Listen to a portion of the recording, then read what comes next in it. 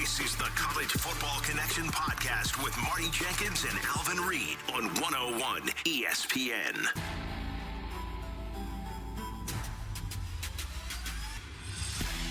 Record-wise, we're as good as we possibly can be. We're 4-0. We're 1-0 in the SEC.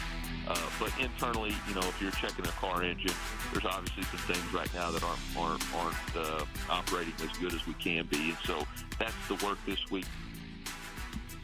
Time to welcome in the big boys finally, and we will see if number 9 Mizzou indeed is up to the challenge starting this weekend. Greetings, everybody. It is the College Football Connection. Bradford Bruns, Marty Jenkins, Alvin Reed. The full crew is back with you. And, boys, we have a full gauntlet of big-time contests to preview coming up this weekend, and none looms larger than that battle at Kyle Field. College Station, Mizzou taking that unblemished record of 4-0, yes, on the road, but finally getting after somebody. Alvin, insofar as you just heard from the head coach, Eli Drinkwitz, at the top of our program. Of course, he was on with the opening drive last week and documented just how arduous it has been so far for his team in a lot of different respects. You have the double overtime victory versus Vanderbilt, yes, at home, but another game in which you had a contest marred by flags and total lack of discipline when it counted arguably the most.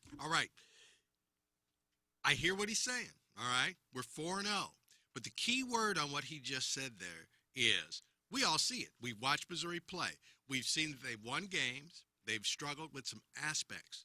But why are you using the word internally? Internally means we got a little action going on that y'all don't know about. Okay? That's what I hear in that clip. Ooh. So you got to do you have it together internally that you could go down to College Station, deal with this madhouse, play a good football game, a solid football game, don't have the penalties, don't have the errors, don't have the attitude where it don't matter what I do because we're better than these other teams. The next thing you know, you're in double overtime against Vandy. We'll see. The answer is no. They cannot do those things. Okay. All right. Marty, I'll rag it. You make some good points, Marty. I mean, this game started out at 4, and it's down to 2, 1.5. 2.5. 2.5. And, you take a look at what Mizzou's done thus far this season, and, they've been shaky in a number of contests, Bradford. You go to College Station now, it's going to be hyped. Look at Notre Dame. It's tough to play there a few weeks ago.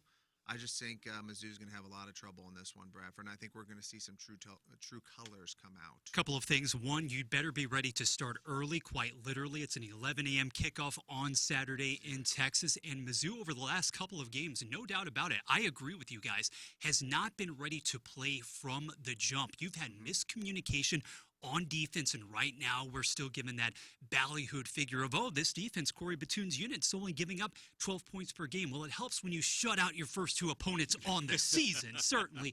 And what I have not been able to understand the degree to which this secondary has been caught looking in the backfield over the last couple of weeks. So busted plays have resulted in major gains and major plays in the form of touchdowns for the foes that have come into Faurot Field. And that is the key here. You're going on the road. You finally have a road test in that raucous environment. And last week, Texas A&M in a game that was very nip and tuck against Arkansas. Granted, that game was not technically at Kyle Field. It was the neutral site, if you will, AT&T Stadium, whatever.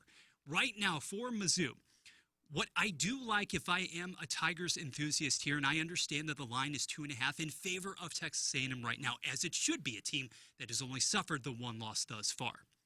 You still have a group, a veteran-laden group, heading into that atmosphere. Whereas for Texas A&M, if the shoe were on the other foot, so to speak, and if Texas A&M were going into this game with its regular mainstay veteran quarterback of Connor Weigman, as opposed to the redshirt freshman Marcel Reed, I would feel a lot more optimistic about the Aggies' prospects of pulling through. He's playing good, though. But at a certain point, you have to say, okay, prove it, Mizzou. Absolutely. You have had the rash of penalties. You've had the rash of unsportsmanlike conduct calls and all of this just different behavior that is not befitting a team that is trying to aspire to a top 5 college football playoff berth. Yeah.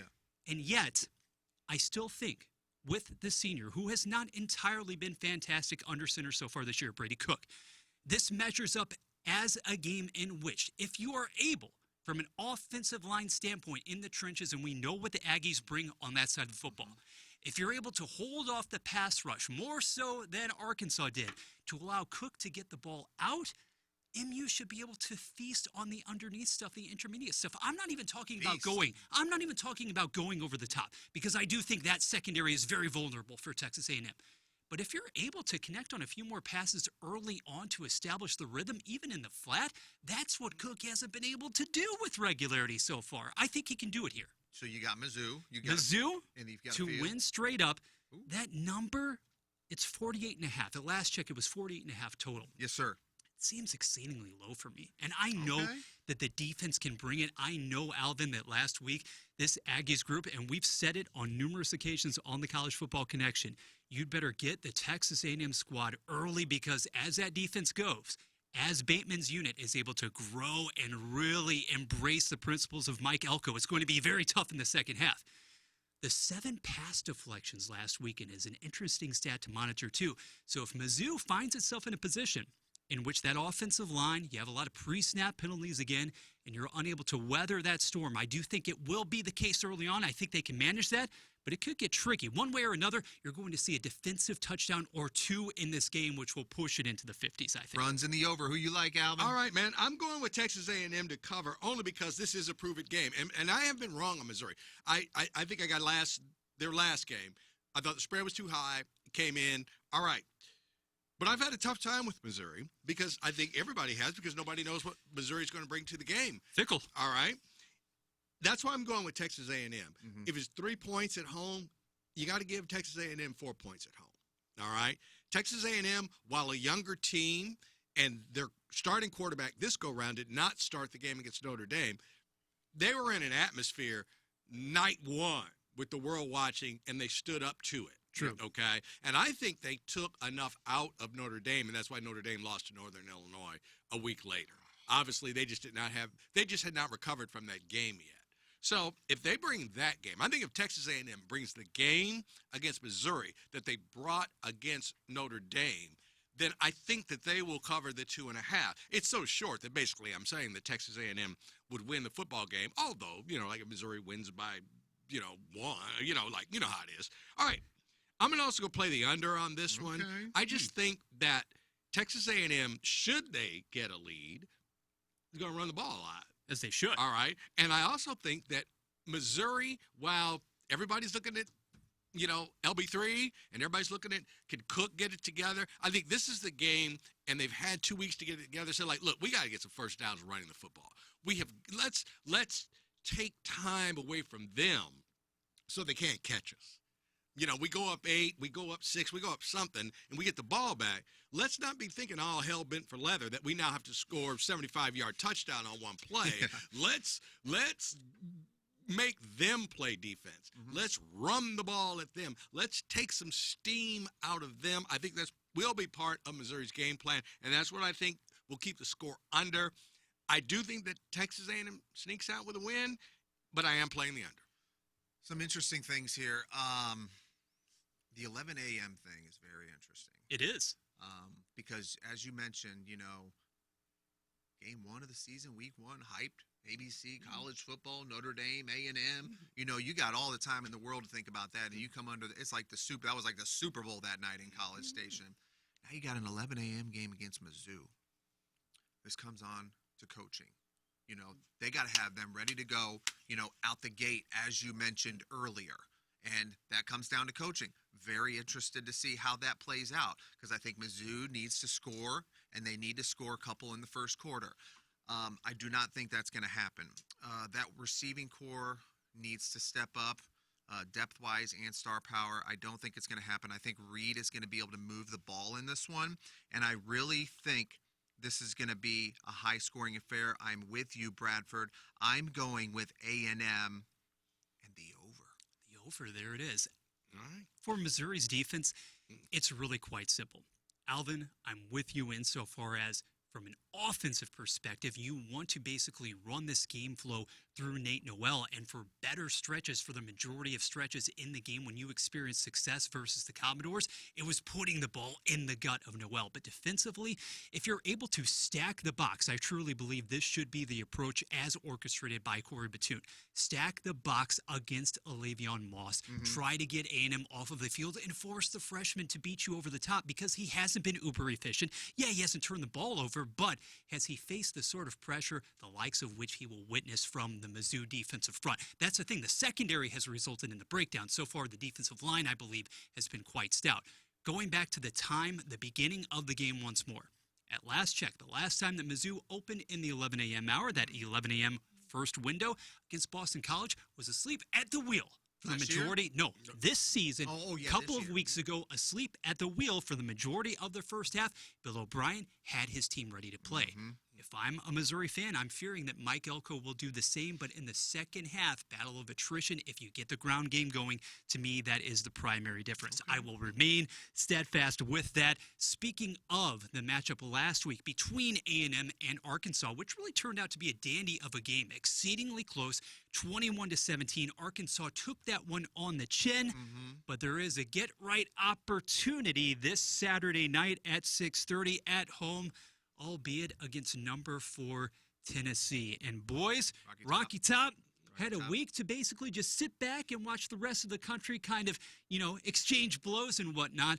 Right now, this is a team that has one of the best point differential deficits, figures, advantages that we've seen in modern college football. To wit, you can argue about the level of competition aside from Oklahoma. 216-28. The combined number there of scores for Tennessee against the opposition so far. And Alvin, whether you're talking about Nico at quarterback, the offense humming, Josh Heupel really benefiting from just a plethora of skilled players, I look at that defense, though, as well, and I see a unit that right now is surrendering the fewest yards and points per drive in the FBS scheme of things. This team is a legit top 5 contender, and right now I am hard-pressed to see Arkansas being able to hang well into the second half here. I have to agree with you on that. Tennessee got punched in the nose at Oklahoma. It did. They jumped out, and Oklahoma hung tough. How good is Oklahoma? I guess that remains to be seen. But at the same time, hey, you're in Norman, you're in a game, and Tennessee stopped them. And Tennessee prevailed not because of offense, but because of defense. And thus, what does Arkansas have left in the tank after once again going toe-to-toe with a better team and coming up on the short end? Is that the third time that's and so what will they have in Fayetteville on Saturday? I like Tennessee to cover the 13.5, and I'm going to go with the over. Tennessee has made me a believer. Josh Heupel has made me a believer. I didn't believe they were all that at the beginning of the season. Tennessee, top 10? I don't know. I don't know. But they have changed my mind in that the defense is obviously a little better than I thought it would be. And Josh Heupel and that offense, it's for real. It's for real. And I think they want to get to the point. Boy, they'd love to play Missouri in a game that really counted for something. A little down the line. A little down the line. You're thankful you're not playing Tennessee in the regular season this year, I'll tell you that. So let's say, hey, let's put ourselves in a position, to maybe, just maybe, give me that shot. That but, over. that's the over. That's farther line. Yeah, I'm going to go with the over on that one. 58.5, Marty. It's a pretty big number. What are you feeling there? I'm going to tell you what, Alvin and I talked about this last week. I think it was the Penn State Illini game. But this line is weird. Okay? I know Arkansas has had some close contests. Maybe could have won a couple of those games. It's at home.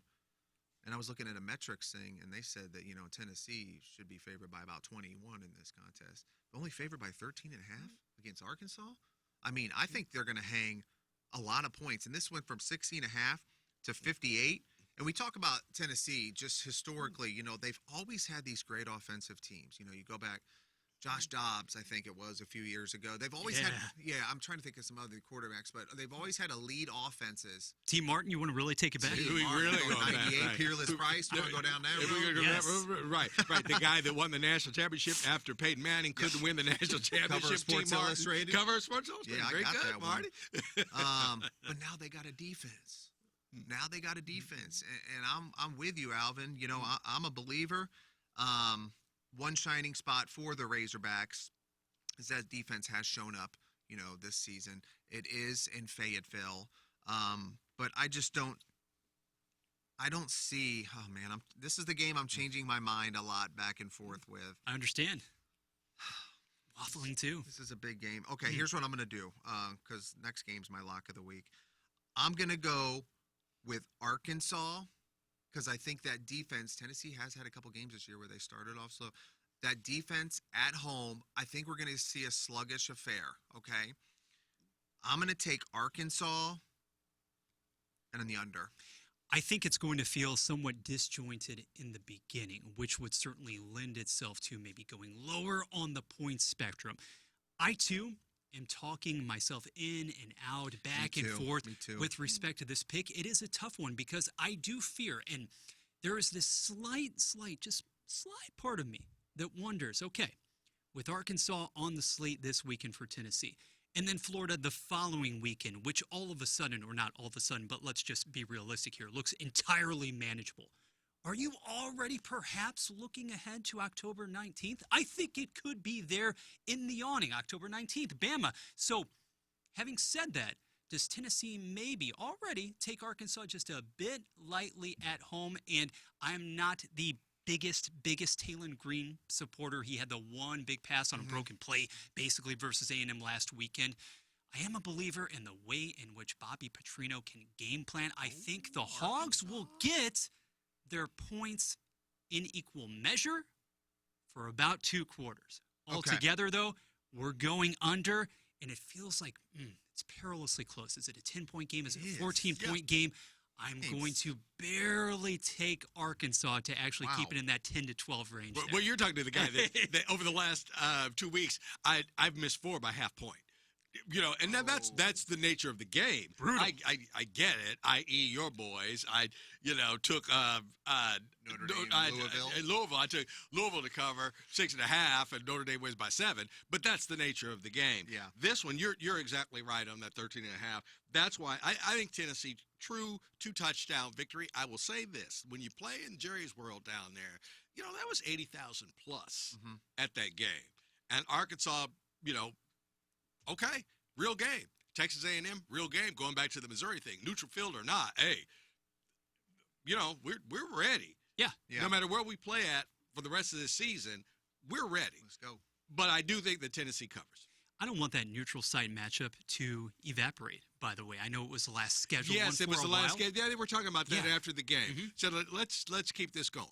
But, man, Jerry might up that price tag, and I ain't like, man, come on now. What talks? You know what talks. Exactly. Right.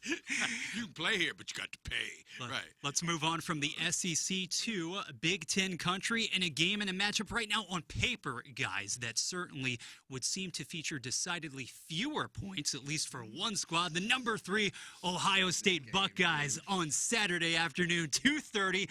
Ohio State at Iowa. Now, first and foremost, Ohio State is actually playing somebody this weekend. So, thus far, you have had Akron, Western Michigan, if I'm not mistaken, Marshall, and Michigan State, the vaunted Spartans. So, basically, the season begins right now. And what a gauntlet over the next few weeks, guys. Alvin, Marty, think about the litany of top 25 teams that the Buckeyes are going to have to face starting right about now. Post-Hawkeyes. Oh, just next week, you're going to Eugene for the first Big Ten clash there.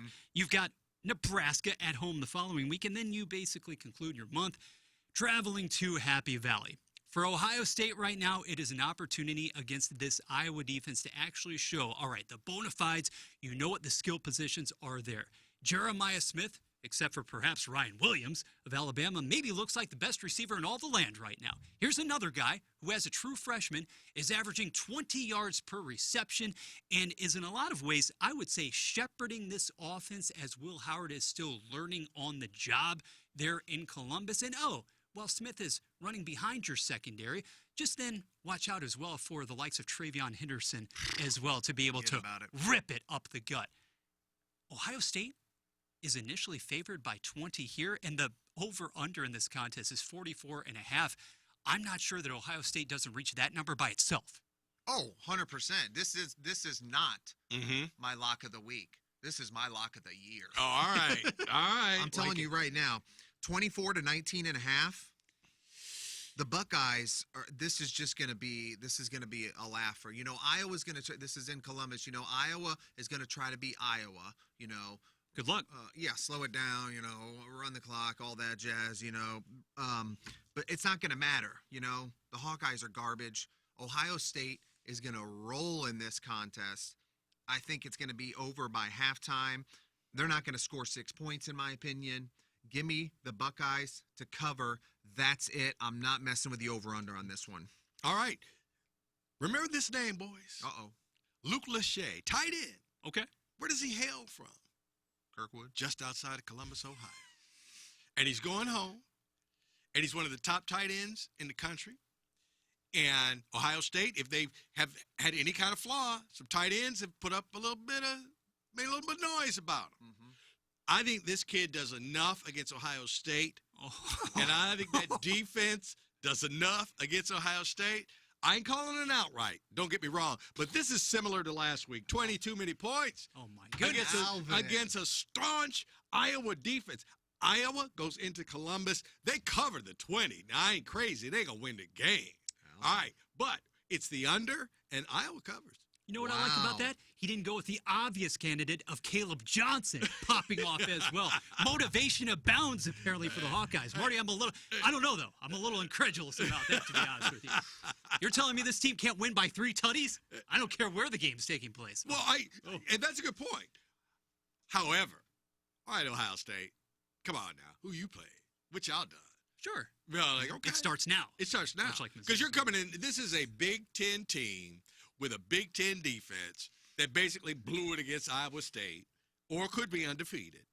So I just don't see Ohio State just running roughshod over Iowa. My interest in this game just got increasingly, yeah. What time is this one? I take it to the ceiling. I think it's 2:30. 2:30. Mid-afternoon. Let's go, baby. Those text fingers ready. All right. Hey. Who you rolling with? Ohio State by 4 or 5 touchdowns. You messing with the over-under? Right. Oh, yeah, absolutely. Now, the last time Take me to the 50s. Right. The last time I denied this, I think it was Tennessee, and Tennessee rolled whoever the hell they played. So this could blow up in my face. But I got a little faith in Iowa. Okay. Wow. And let me tell you what, I don't even like Iowa football. I don't like how they play. I do. I think it's a damn miracle that they win 9 or 10 every year. Exactly. Shout out to my wife, the most famous alum from Iowa There you City. go. But with that being said, they need to bring it. They need to bring that, whatever it is, that defensive mojo, that Iowa Hawkeye thing with them to Columbus. You think the nation? If for no other reason, then I will look bad. You think all of a sudden the nation is going to turn his eyes around 5 or 6 o'clock, and we could have a game in Columbus? I think they'll be within 2 touchdowns. Oh, that's a game. But what I'm saying is, you got to cover 20, and it's 28-6, and Iowa's got the ball or something. He's like, they get a field goal. They do this. They do that. You know, what I'm saying is that I ain't saying I will ever be in control of the game. I just think they'll be in control of the score. Well, okay. In my estimation, Alvin takes us from one less than aesthetically pleasing affair to another one in the Big Ten. Number 10, Michigan. For the life of me, gentlemen, I do not understand how that ranking is still there in the top 10, but here we are. This is the life that we lead. Going to the Pacific Northwest against Washington, the Huskies favored by 2.5 for the 6:30 p.m. kickoff there in Washington State. The over-under of 41.5, and it is hard to believe, yes, on paper, that you are looking at a rematch of the game that was played for all of the marbles just a few short months ago. How far the mighty have fallen, or really have they, in the case of the Wolverines? Because with the one loss on the ledger right now and the 4 victories, Michigan still inexplicably, despite the last 2 weeks, despite the fact that you have won 2 straight home games by 1 score, 1 possession, you've been outgained in those victories. Yep. Both of them for the first time since 2005. The forward pass is an extremely difficult thing to achieve. Maybe Alex Sorgi will get 90 total yards this weekend. We're not sure. I can tell you that Washington so far this season, yeah, it hasn't exactly looked pretty on a lot of occasions. You've been in games, but at the same time, you've still lost to Rutgers. You've still lost to Wazoo. And we knew after the mass exodus, after the championship game appearance, that this would happen. They would fall and tumble hard back to earth. Yeah. Red zone efficiency, or lack thereof, has been the biggest problem for this team because it has been a group, it has been a program that has been able to move the ball until you have reached the opposition's 20-yard line and inside. 41.5, that is just a ridiculously low number, and yet, Marty, I still find myself flirting with, do I go under or over? Good segue there. They're not going to establish a passing game. They throw Alvin and I out there, we'd have more air yards, I think. But are they better off with their current signal caller? Doesn't matter. No, I don't think it matters. I think, and by the way, USC, I'm still ticked off about that egg that they laid in Ann Arbor. Well, and I mean, I think that came down to where you were playing your first Big Ten game. You needed a defensive stop. You didn't get it. You lost. But everybody came away, I think most of the nation was saying, like, I think USC is better than Michigan. USC breaks through. You got to salute Michigan for winning the game, but you just kept like, I think USC is better than Michigan. Right. Here's that's the game that proved to me, didn't have to prove to me, but like I said, like, oh no, USC is a factor in the Big Ten. Mm-hmm. Maybe not totally this year, but oh yeah. All of a sudden you see why. Man, everybody was looking at, hey, USC in the Big Ten, open up a few more recruiting windows there, that transfer. Yeah. It's freezing cold, and some cat over there who's like really good is looking at them cheerleaders and whatnot. They said, like, I think I'm gonna, where are we going? Right, where are we? They said, I think I'm going to transfer. Right. So, yeah, but I'm like you. I thought USC, dude, it was a tough game, but y'all had it won, and you let it go. Michigan lost to Wazoo, boys. They ain't even got no conference. They about to ask, Texas State to come join that crew up there. And they lost to Rutgers. Come on. Yeah. Michigan. Just run the football 90% of the time. Uh-huh. I got Michigan winning the football game, and I got the under. Okay. I think this game, writing this down here, Alvin, Michigan in the under, correct? Yep. To cover the 2-5. You got it. Listen, Washington, they do have a solid defense. I think this is just going to be brutal. A very ugly game. And I absolutely am with you, Bradford. I think the under's going to hit in this one. The under's all I'm rolling with in this one. In the 30s. I mean, how many times this season will we say with any degree of confidence, yeah, we'll take that game in the 30s, not to even eclipse 40 points. I'm going to give the Wolverines one more chance here, one more chance with confidence, and it's primarily because of the opponent. When Washington's All-American center also went to Alabama and followed DeBoer, that was a huge loss in terms of being able to establish at the point of attack and to win consistently. You're telling me that the Huskies will be able to do so with any regularity against the Wolverines? I don't care if this game is at home. Okay? Agreed.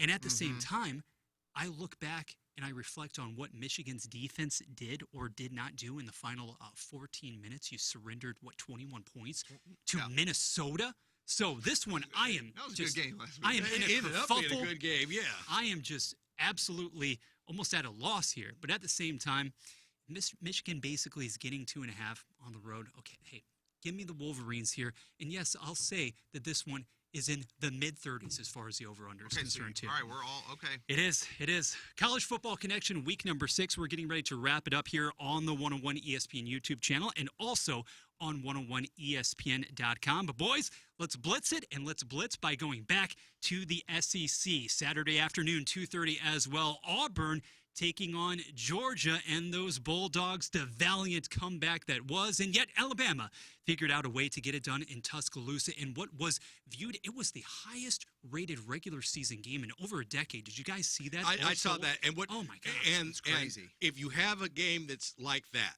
okay, where, all right, everybody's watching. One team goes down 28. Alabama's going to just stomp them or whatever. Georgia brings it closer before you get to halftime.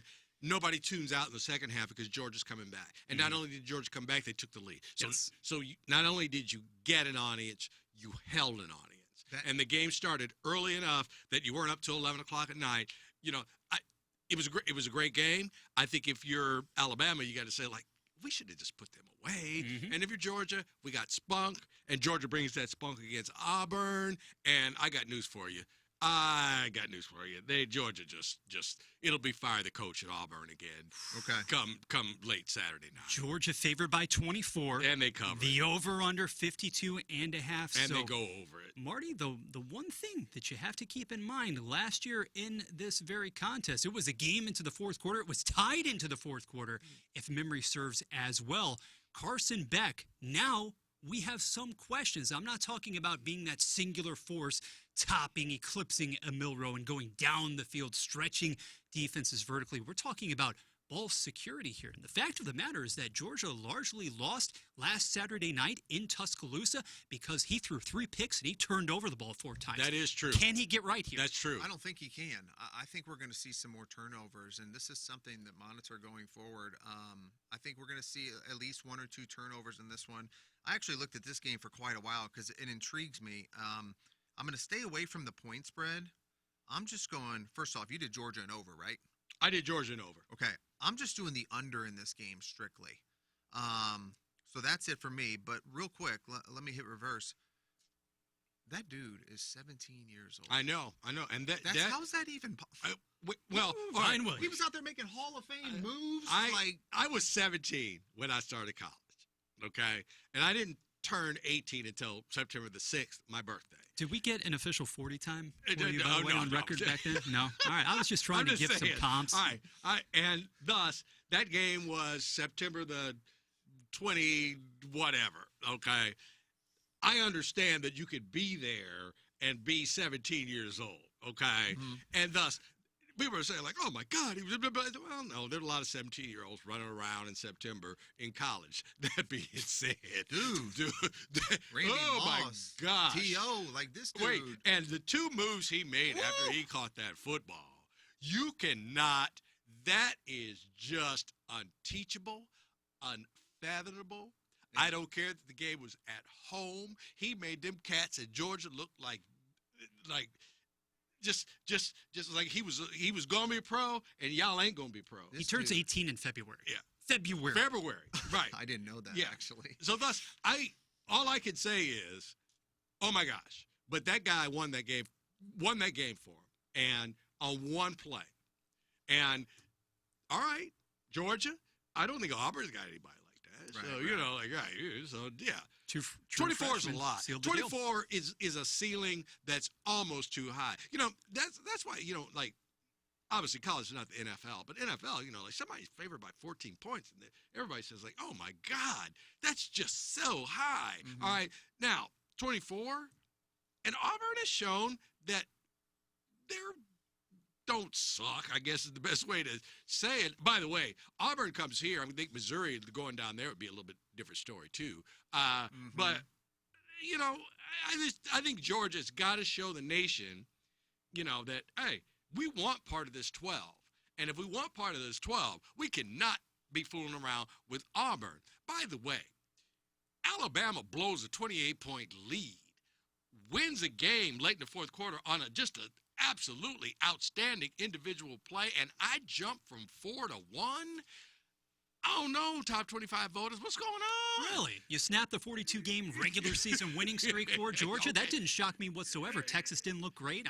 Texas didn't look great. I understand, but man, okay, you're number 1 now. Okay, all right. Let's see how they handle it. That's all I'm saying is, right. But Georgia falls to 5, and I think Georgia's saying, like, here we go again. y'all beat us in the football game last year. We ain't even getting into the playoff. You beat us in the football game this year. We go from 1 to 5.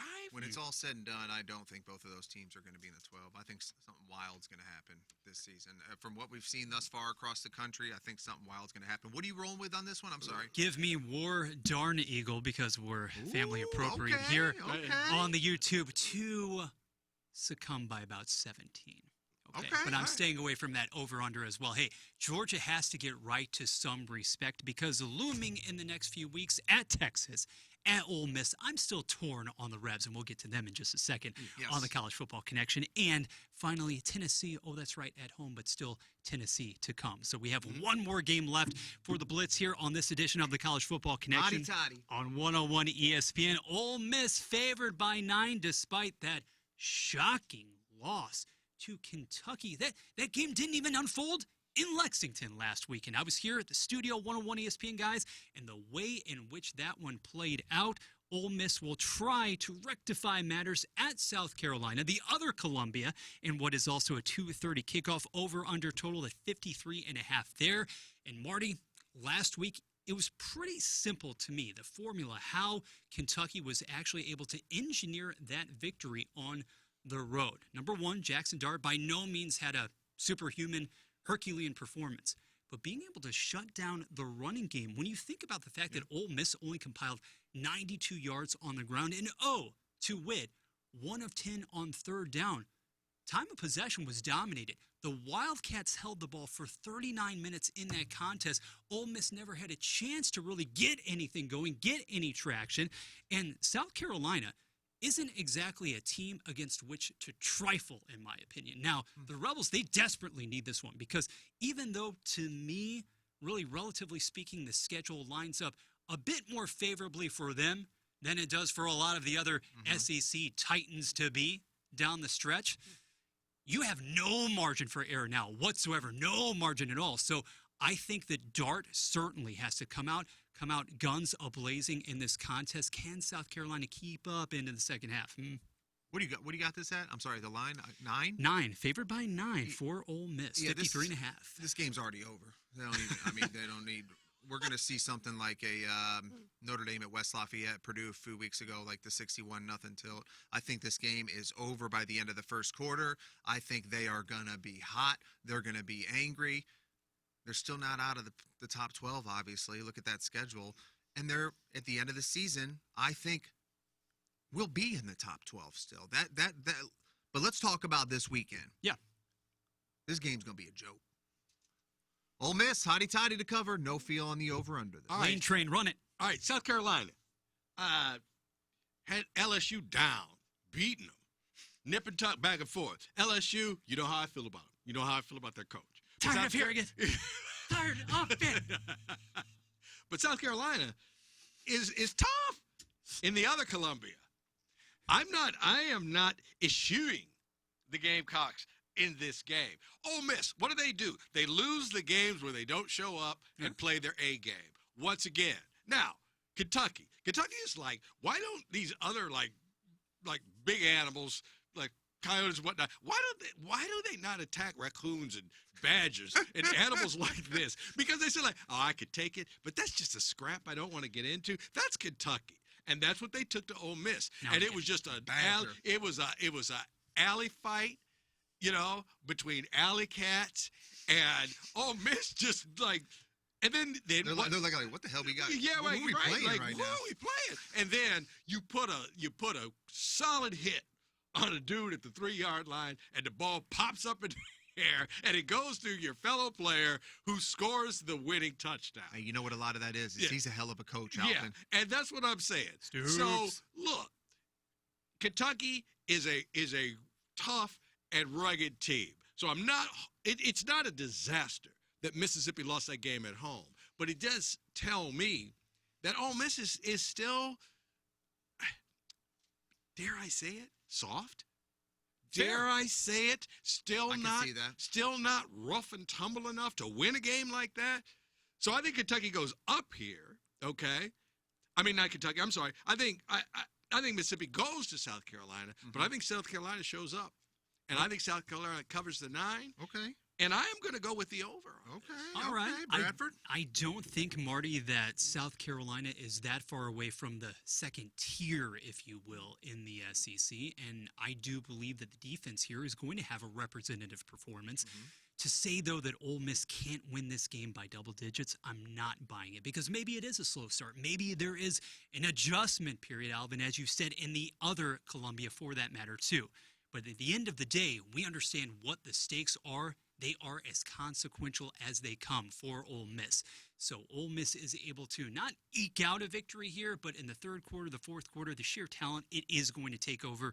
Dart, it's a signature performance of sorts for him. So I will take Ole Miss to win by double digits here, but I am staying away from that over-under because I do think that is tricky. It's too tricky with which to play for. I'm going to withdraw one thing here. I'm with you on the points. I'm going to leave that one alone because actually – the over-under. I have some circled, and then I have a check mark next to that one, and I'm looking at my check mark, and that was myself telling myself that, hey, yeah, all right. You know, like kind of like, you know, this game could be 37-30. It could be 60-10, like you said. It could be I alerted myself that I am going to leave the over-under alone on that last game. All right. I got to touch this real quick. Yeah. You know, I've been getting a number of texts the last week or two, and I got to give them love. You know, Chris Veeman, my neighbor, and Devin Sant, owner of 314 Sports Cards. They are two of the biggest Duke fans in the world. Okay? Now, listen. Glad you mentioned it. Everybody's on me like, you know, why aren't they ranked? I'm like, they ain't played nobody, for one. Are they 5-0? Yes. Talk to me. When they win the next two, which are winnable games, and you're 7-0, then you're in the top 25. But this weekend, everybody, this has gone from 8 to 9.5 against Georgia Tech, and it's in Georgia. I think Duke is not only going to cover, I think Duke goes 6-0 and wins this weekend at Georgia Tech. Okay. That's all I wanted to throw in. Thank all you. right. I got you. I got you. But, man, everybody's looking at Miami Clemson. And all of a sudden, that's like a game of the year. And I'll throw this in real quick. I've told people, if I was rich, okay, you know what game I would go see this weekend? Let's hear it. I would go see Miami playing at Cal because you're out there in Northern California, and Cal, they don't give two hoots about no football. And the stadium will probably only be 3/4 full, but most of that will be probably people like there to see Miami, and I would like to see that. That's Berkeley, right? Yeah, and I'd like to see him play. And what a mellow weekend. Yeah. That would be. And so I just said, like, maybe man, go to wine country. Maybe go to wine country. I probably would have flown out on Thursday and said, like, man, this game. I think it's a mid-afternoon game. I don't think it's a night game. Picturesque. Man, picturesque. I said, right. Let's just go, Alvin. Well, I told you I had to be rich, right? Can't beat that.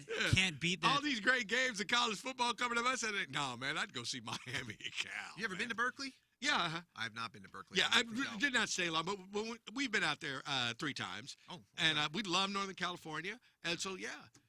I didn't even bother applying there because I knew I wouldn't get in. 48 hours in L.A., the extent of my Hollywood escapades. I remember that trip. I remember. Maybe on a future alternative podcast, we'll get into those tales. California, All right. California dreaming, baby. Mama's and Papa. Week number 6 of the College Football Connection. Lisa Brown. Yeah. My guys, you're hearing from them right now. Marty Jenkins, Alvin Reed. I am Bradford Bruns. Savor this weekend, gentlemen, because next week we're flipping the script and going to Purdue, Illinois, and Mizzou, UMass. That's right. But I can't still, wait for those. I can't wait for those. I'm not going to be able to sleep this a week. litany of big tests on tap. We appreciate your listening on and watching, for that matter, on the 101 ESPN YouTube channel, 101ESPN.com. Enjoy the action. We'll be back with you in a matter of days. And until then, take care, everybody. Peace. Good show. You've been listening to the College Football Connection podcast with Marty Jenkins and Alvin Reed on 101 ESPN Sports Talk for St. Louis.